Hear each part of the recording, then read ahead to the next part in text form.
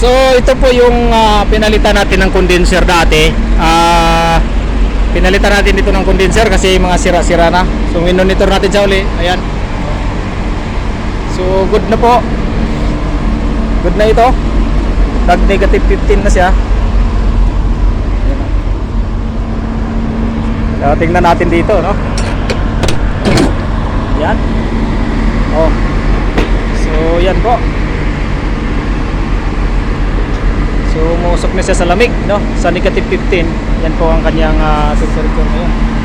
So, pasukin natin. Super good naman. Ayan, so nag-yelo-yelo na ng konti.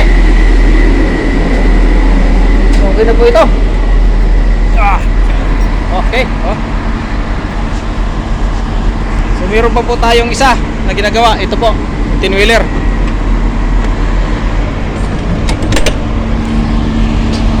Ito namang isa. Ito.